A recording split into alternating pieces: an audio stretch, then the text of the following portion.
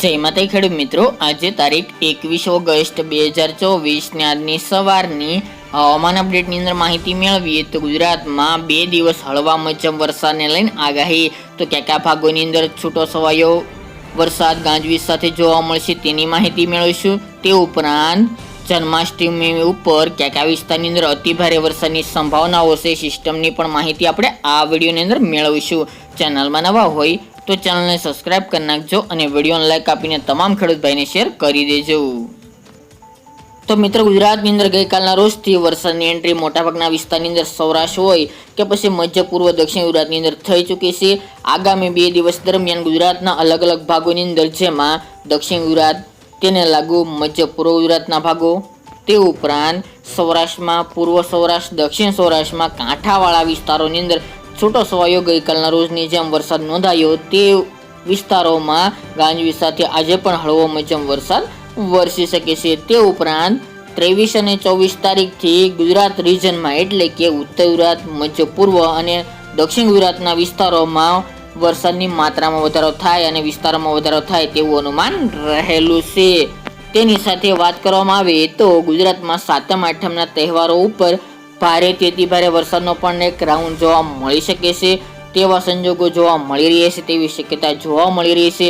અત્યારે ખાસ કરીને બાંગ્લાદેશ ઉપર રહેલી જે સિસ્ટમ છે, લો પ્રેશર સિસ્ટમ, હજુ આગામી દિવસ સુધી પણ સક્રિય રહે તેવી શક્યતા રહેલી છે અને તે ધીરે ધીરે પશ્ચિમ ઉત્તર પશ્ચિમ દિશામાં આગળ વધીને બીજા બધા ભારતના રાજ્યો જેવા કે છત્તીસગઢ, મધ્યપ્રદેશ અને તેને લાગુ ઉત્તરના વિસ્તારોમાં ઉપર થઈને આગળ વધે તેવી શક્યતા છે.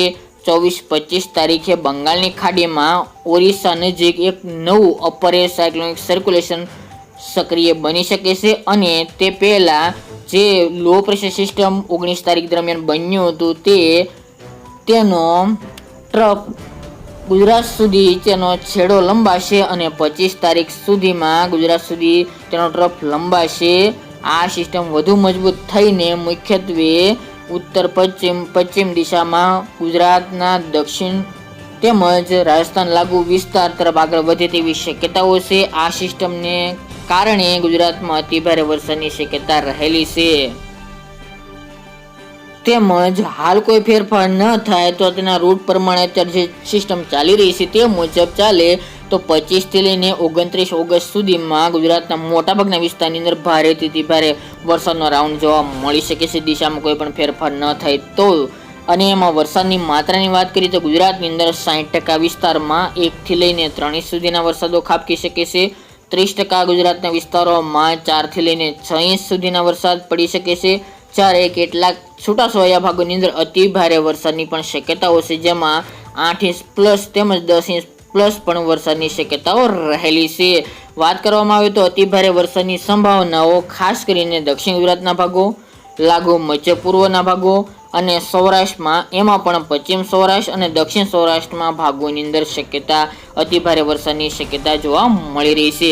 તારીખ વાઇઝ વેધર મોડેલ પ્રમાણે લાઈવ જોવા જઈએ તો જેમાં 25 તારીખથી મધ્ય પૂર્વના ભાગો અને દક્ષિણના ભાગોના સિસ્ટમ કવર કરતી આગળ વધે તેવું અનુમાન દેખાઈ રહ્યું છે. જેમાં વાત કરીએ તો આ વિસ્તારો જેમાં અમદાવાદ, ગાંધીનગર, ખેડા, દાહોદ, ગોધરા, વડોદરા, છોટાઉદેપુર, અરવલ્લી, મોડાસા, માંડલી, મહીસાગર, પંચમહાલ, લુણાવાડા, એ સાથે ખેડબ્રહ્મા, ઈડર, વડાલી, મહેસાણા અને બનાસકાંઠા એટલા ભાગોની અંદર ભારેથી અતિભારે વરસાદની શક્યતા 25 તારીખ દરમિયાન જોવા મળી રહી છે. ત્યારબાદ સિસ્ટમનો ઘેરાવો ટ્રફ સિસ્ટમ આગળ વધશે તેમ અતિભારે વરસાદની શક્યતા વધુ વિસ્તારો દરમિયાન જોવા મળી શકે છે. ખાસ કરીને આ રાઉન્ડની શક્યતા એટલે કે અતિભારે વરસાદની શક્યતા 26 તારીખ દરમિયાન લાગુ વિસ્તારમાં જોવા મળશે. અત્યારના વેધર મોડેલ પ્રમાણે ઉત્તરના તમામ જિલ્લા સાબરકાંઠા, બનાસકાંઠા, પાટણ, મહેસાણા, અરવલ્લી તેમજ મધ્ય પૂર્વના દાહોદ, ગોધરા, મહીસાગર, લુણાવાડા, પંચમહાલ, અમદાવાદ, ગાંધીનગર, ખેડા 26 તારીખ દરમિયાન આ વિસ્તારની અંદર અતિભારે વરસાદનું અનુમાન રહેલું છે. ત્યારબાદ આ સિસ્ટમ આગળ વધશે, જેના કારણે સૌરાષ્ટ્રમાં અને સાથે કચ્છમાં પણ ભારેથી અતિભારે વરસાદ લાવી શકે છે.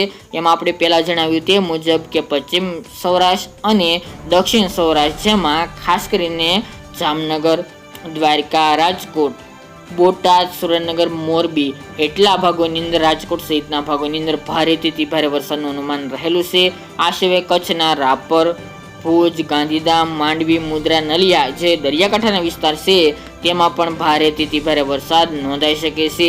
આ વાત કરીએ આપણે ભારેથી ભારે વરસાદની. જ્યારે ગુજરાત લાગુ વિસ્તારો જેમાં બાકી રહેતા દક્ષિણના અન્ય વિસ્તારો સુરત છે, વલસાડ, વાપી, કપરાડા, વાની, ડાંગ, આહવા એ વિસ્તારની અંદર હળવા મધ્યમ ભારે વરસાદ વરસી શકે છે.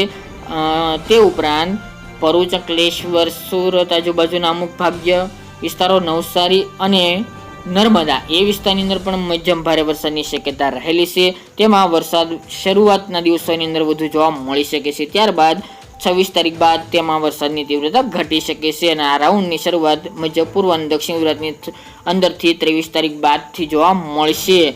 જ્યારે બીજા સૌરાષ્ટ્રના ભાગો જેમાં ગીર સોમનાથ, પોરબંદર, જુનાગઢ અને ભાવનગર, અમરેલી એ વિસ્તારની અંદર પણ મધ્યમ ભારે વરસાદનું અનુમાન છે. બાકીના વિસ્તારના અનુમાન પ્રમાણે હળવા મધ્યમ વરસાદ વરસી શકે છે. સિસ્ટમમાં હજી પણ ફેરફાર થશે તો હજુ આજે જે ચાર્ટ આવી રહ્યા છે તેમાં હજી થોડો ફેરફાર થઈ શકે છે. આ રાઉન્ડ ખાસ કરીને અતિભારેની વરસાદની શક્યતા 25 થી 29 તારીખમાં જોવા મળશે. બાકી ગુજરાતમાં આ રાઉન્ડ સાર્વત્રિક ગણવાનો છે. તમામ વિસ્તારોનો સમાવેશ જોવા મળી શકે છે. હાલની અપડેટ મુજબ ઘણા બધા ફેરફાર થશે તો હાલ વિસ્તારો અપડેટ થઈ શકે છે, એટલે કે વિસ્તારો બદલી શકે છે. બાકી આ પ્રમાણે સિસ્ટમ પશ્ચિમ ઉત્તર પશ્ચિમ દિશામાં આગળ વધશે તો ચોક્કસપણે આપણે આજે જણાવ્યા તે મુજબના જિલ્લાઓમાંથી ભારે વરસાદ વરસી શકે છે. દરરોજ અપડેટ જો કોઈ પણ ફેરફાર છે તો આપતા રહીશું. આજની સવારની માહિતી માટે આટલું જ.